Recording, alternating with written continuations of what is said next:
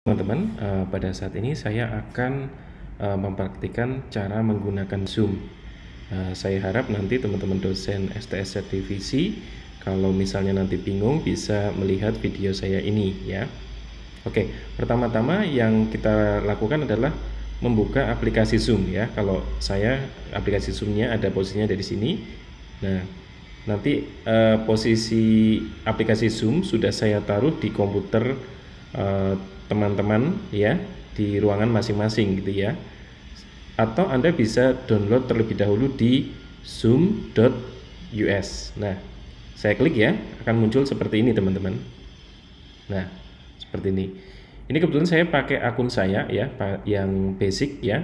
Nah, sedangkan di ruangan teman-teman yang di ruangan yang sudah ditentukan sama BAK itu sudah pakai Zoom Pro. Zoom Pro artinya teman-teman sudah bisa memakai kapanpun gitu ya, maksudnya sepanjang durasi apapun gitu ya. Tetapi teman-teman sesuai kesepakatan untuk Zoom teman-teman bisa menggunakan 30 menit saja gitu ya dari sisi isi gitu ya. Tetapi kalau untuk mengumpulkan masanya, mengumpulkan mahasiswa, teman-teman bisa menggunakan waktu 15 menit ya. Jadi maksimal sekali itu 45 menit sampai ya 45 menit lah cukup lah ya, karena kasihan kuotanya. Nah, seperti itu. Nah, oke, ini saya besarkan ya. Nah, seperti ini tampilan Zoom teman-teman. Nah, karena teman-teman di sini akan membuka kelas ya. Di sini teman-teman akan menggunakan fasilitas New Meeting ya, New Meeting. Oke. Nah, caranya seperti apa? Nah, saya buka ya New Meeting. Nah, oke, caranya seperti ini teman-teman. Oke ya, saya sudah otomatis menggunakan Zoom ya. Ini wajah saya. Nah, pertama teman-teman, nah kalau misalnya teman-teman ingin merename nama Anda gitu ya, Anda bisa pakai cara di sini ya, di partisipan ya. Nah, setelah di partisipan, more ya, lalu kemudian rename. Misalnya saya ubah menjadi namanya Yogo. Oke ya. Nah, oke saya rename. Oke, nah seperti itu ya. Oke. Sekarang di sini nama saya adalah Yogo di ujung kiri bawah. Terus kemudian ketika teman-teman masuk, ini kan ada tanda unmute ya. Nah, ini adalah untuk menyalakan speaker atau mematikan speaker. Nah, cara untuk menyalakan speaker cukup diklik saja. Nah, otomatis ketika ada suara ada sinyal seperti ini ya di sini ya, itu bapak-bapak berarti suaranya bisa didengarkan oleh orang lain. Tapi ketika saya pencet seperti ini, berarti orang lain tidak bisa mendengarkan suara bapak ibu. Nah, oke, seperti itu ya. Nah, lalu kemudian kalau yang klik oke, kalau Anda klik yang di ujung kanan ini ya, sini ya, ini isinya, ini adalah pemilihan mikrofon. Nah, kebetulan saya memakai mikrofon di Mac, maka saya pilih yang ini ya. Mikrofon itu adalah untuk yang ngomong gitu ya, speakernya ya. Nah, mic-nya ya untuk merekam suara. Nah, kalau ini untuk ketika misalnya ada orang ngomong, nah kita bisa mendengarkannya di mana gitu ya. Nah, kalau saya mendengarkannya bisa pakai ini, pakai speaker MacBook ya. Nah, seperti itu. Nah, jadi pastikan teman-teman tidak salah memilih ini ya. Oke. Oke ya, terus kemudian saya pencet lagi. Oke. Berikutnya pengaturan video. Oke. Nah, untuk video, Bapak Ibu kalau misalnya kepengen tidak menggunakan video ya, bisa dipencet stop video. Diklik aja. Nah, otomatis videonya akan hilang. Nah, ini yang akan muncul adalah profil dari biasanya kan teman-teman punya email ya. Nah, profil yang di email inilah yang muncul. Nah, seperti itu. Nah, kemudian saya nyalakan lagi videonya. Nah, jika Bapak Ibu mematikan video, artinya orang lain tidak bisa melihat wajah Anda gitu ya. Jangan lupa Bapak Ibu, kalau misalnya ketika Bapak Ibu sedang mendengarkan misalnya mahasiswa sedang presentasi, mungkin bisa dimatikan ininya ya, speakernya atau videonya, misalnya seperti itu gitu ya. Tetapi nggak terlalu ya, karena Anda dosen berarti Anda harus nyalakan terus videonya, juga nyalakan mic-nya gitu ya. Kecuali memang ada suara yang sangat mengganggu sekali, Anda harus matikan videonya. Oke. Nah, berikutnya masuk ke security. Nah, security itu isinya apa ya? Nah, jadi kalau ini teman-teman sudah saya setting otomatis ya. Jadi enable waiting room artinya gini.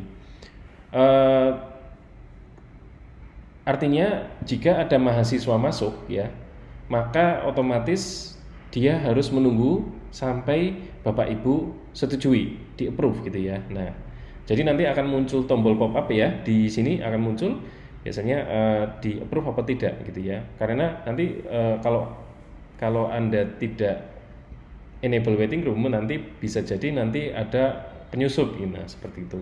Jadi Bapak Ibu harus mengenali mahasiswa-mahasiswa Bapak Ibu siapa saja, oke ya. Nah, terus kemudian kalau misalnya yang ini share screen, ini akan mengizinkan partisipan atau mahasiswa Bapak Ibu untuk membagikan screen mereka, nah seperti itu ya. Atau ketika mereka membagikan konsultasi, gitu ya, membagikan PowerPoint, pencet ini saja, berarti nanti mereka akan bisa membagikan presentasi PowerPoint mereka, atau membagikan misalnya gini, Pak, ini saya sedang edit video, kok ini kok nggak bisa ya. Nah, terus kemudian Anda butuh coba perlihatkan caranya. Nah, mereka akan menunjukkan caranya. Nah, Bapak Ibu bisa mengamati. Nah, seperti itu. Nah, di sini juga ketika misalnya Anda centang ya, ketika chat, maka mahasiswa bisa mengechat Anda gitu ya, bisa melakukan chatting ya. Nanti akan muncul di pop up sini biasanya. Nah, terus kemudian ketika Anda centang ini berarti mereka bisa menamai diri sendiri. Terus kemudian mereka juga bisa mematikan mikrofon sendiri. Jadi tanpa Anda suruh, mereka bisa matikan. Jadi nanti ke depan Bapak Ibu ketika misalnya pas kuliah, Anda bisa solusinya minta mereka untuk mematikan mikrofon ya. Terus kemudian kalau misalnya mereka tidak bisa mematikan mikrofon, Anda bisa mematikannya lewat sini ya, chat ya. Nah, oh maaf, sorry, bukan ini, partisipan ya. Nah, Anda bisa matikan, mute. Nah, otomatis ya, di sini mereka akan unmute. Kalau mau nyalakan lagi, unmute lagi saja. Nah, seperti itu. Ya, kira-kira seperti itu ya. Saya close lagi. Nah, berikutnya kita masuk ke tombol yang partisipan ya. Di partisipan ini isinya apa saja? Mari kita lihat. Nah, di partisipan ini ya, ini adalah kalau misalnya Bapak Ibu menginvite ya, pertamanya yang harus dilakukan adalah ketika Bapak Ibu ingin mengundang mahasiswa ya, pastikan Bapak Ibu sudah punya grup WA ya. Kalau Bapak Ibu tidak punya grup WA nanti akan kerepotan sekali ya. Caranya gimana? Membagikan Zoom ini, yaitu caranya adalah dengan invite ya. Nah, klik yang ini teman-teman, copy invitation. Klik ya, yang ini ya, saya klik. Nah, sudah tercopy.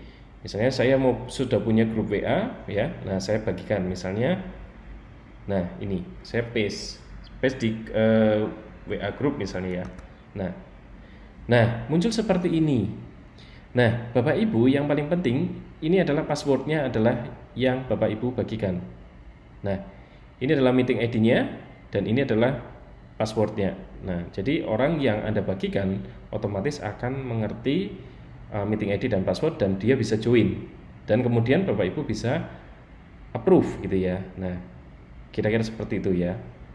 Jadi, Pak, kalau di copy ini semuanya bisa enggak? Ya enggak apa-apa gitu ya, dipersilahkan. Tapi paling penting ini adalah dua hal ini, meeting ID dan passcode ya. Oke.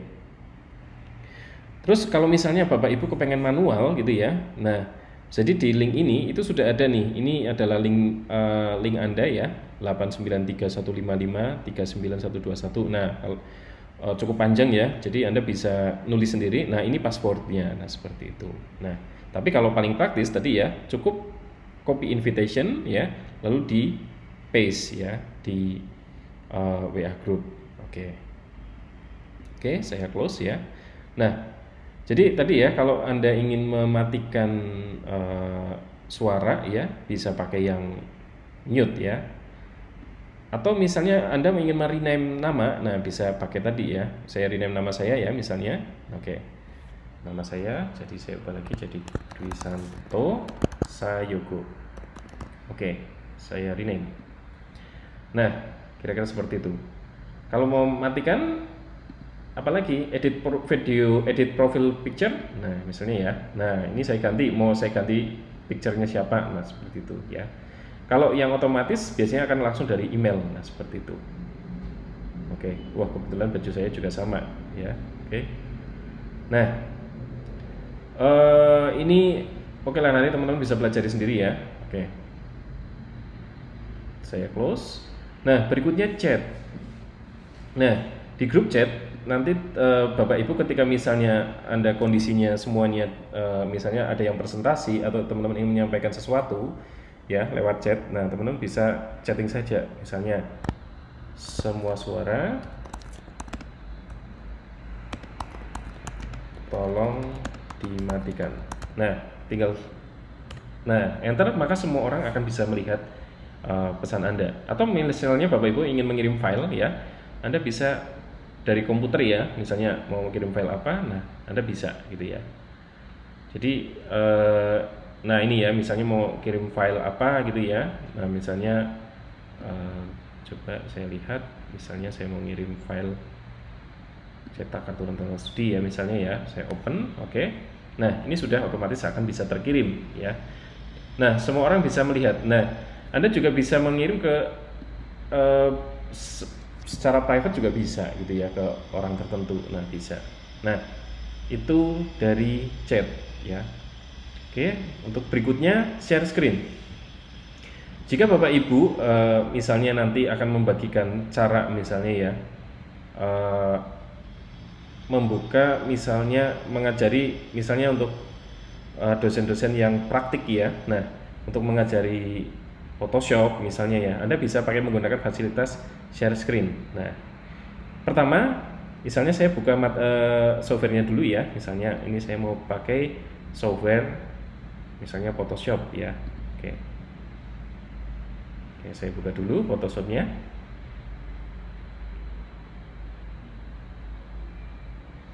Nah, kehebatannya adalah selain Photoshop juga Adobe Premiere atau software-software yang berat, dia bisa membukanya. Jadi macam-macam ya. Misalnya ini saya contoh buka dulu Microsoft Word ya. Oke. Nah, oke, back to meeting ya saya tadi.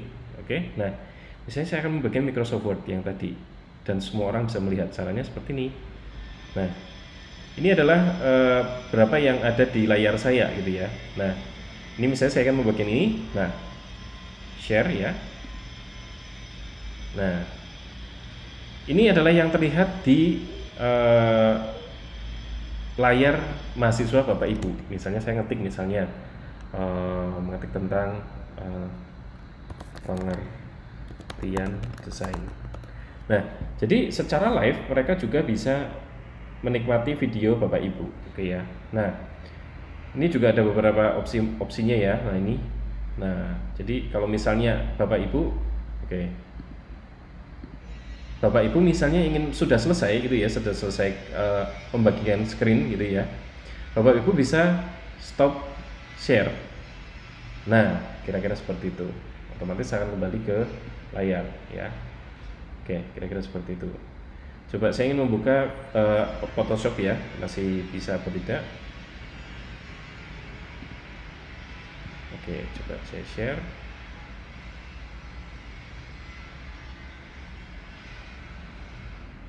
Oke, masih not responding ya. Nah, pada dasarnya seperti itu ya teman-teman ya.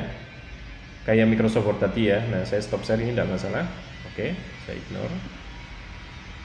Oke, lalu kemudian yang berikutnya di sini ada record ya. Record itu artinya adalah Bapak Ibu bisa merekam merekam ini. Jadi kalau Bapak Ibu mau bikin materi video ya, bisa merecord sendiri. Jadi kalau Bapak Ibu misalnya berhalangan untuk harus Zoom live gitu ya, Bapak Ibu bisa pencet record ya. Misalnya saya record percakapan ini ya, misalnya ini. Oke, saya pura-pura mengajar ya. Oke, mahasiswa sekalian, pada saat ini kita akan belajar tentang desain lingkungan, yaitu tentang proxemics. Proxemics adalah ruang personal ya, yang secara tidak langsung itu adalah komunikasi nonverbal, bla bla bla bla. Nah, seperti itu ya. Nah, jadi pada saat recording ini Bapak Ibu juga bisa melakukan share screen ya. Share screen yang tadi. Nah, jadi ketika Bapak Ibu tidak bisa live ya, tidak bisa langsung mengajar, Bapak Ibu mungkin bisa melakukan recording tadi gitu ya. Nah, kalau yang di kelas-kelas Bapak Ibu saya sudah setting otomatis. Jadi ketika Bapak Ibu menyalakan video, otomatis akan sudah terekam sendiri ya. Nah, kalau ini saya matikan ya. Nah, jadi saya stop recording. Nah, ketika video recording, misalnya saya sudah selesai mengajar ya untuk melakukan rekaman, maka video recording itu nanti akan muncul di biasanya di sini Bapak Ibu. Oh sorry,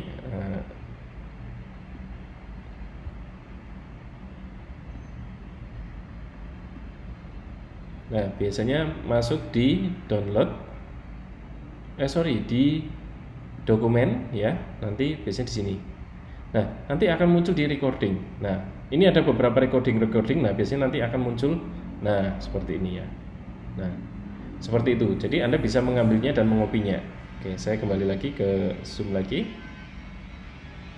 Nah, itu adalah recording. Nah, terus kemudian ini apa? Nah, reaksi adalah ketika misalnya ada yang sedang melakukan presentasi gitu ya. Kita ngambil reaksi. Nah, misalnya tinggal ada tepuk tangan sama jempol gitu ya. Ketika ini biasanya akan kita manfaatkan kalau misalnya suara kita sedang dibisukan gitu ya. Nah, misalnya ketika misalnya tepuk tangan gitu ya. Nah, maka yang lain bisa ngelihat, oh itu Pak Yugo sedang tepuk tangan, misalnya seperti itu. Atau misalnya pembicara utama sedang, silakan teman-teman yang bisa mendengar suara bisa ngasih reaksi. Nah, Anda bisa diklik ini ya, lalu kasih jempol. Nah, kira-kira seperti itu. Nah, dan ini akan dilihat oleh semua orang gitu ya.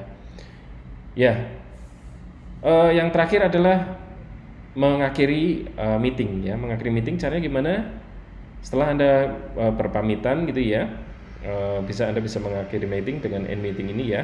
Nah, ada dua yang muncul opsinya. Yang pertama adalah ketika misalnya Anda menjadi seorang host, maka siaran ini akan berhenti semuanya.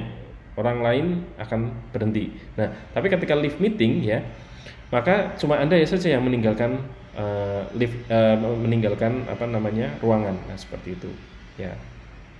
Oke. Nah, ada satu lagi sebenarnya teman-teman yang penting, yaitu adalah background ya. Jadi saya mengharapkan Bapak Ibu menggunakan background yang digunakan oleh kampus ya. Nanti akan saya bagikan ya. Itu dibuat oleh Mbak Vita. Nah, ini adalah background yang sudah dibuat ya. Nah, ini contohnya. Saya menggunakan background ini. Nah, saya pilih ya. Nah, otomatis dia akan berubah. Nah, seperti ini. Ya, sudah sangat bagus lah. Jadi intinya background itu akan berfungsi kalau cahayanya bagus ya. Terus kemudian warna tembok dengan muka kita kalau bisa berbeda. Nah, karena kalau misalnya sama, atau kalau misalnya Bapak Ibu pakai masker ya, nah itu nanti warnanya bisa saya tembus pandang ya. Nah, kira-kira seperti itu. Nah, ini ya. Nah, saya bisa mengganti background macam-macam. Nah, oke, gitu. Ya, menarik ya. Nah, nanti Bapak Ibu bisa mencoba-coba di rumah. Oke. Baik, itu pelajaran dari saya tentang Zoom ya. Bapak Ibu, saya harap nanti kalau misalnya lupa ya bisa melihat video ini. Oke. Terima kasih, selamat mengajar dan sampai jumpa.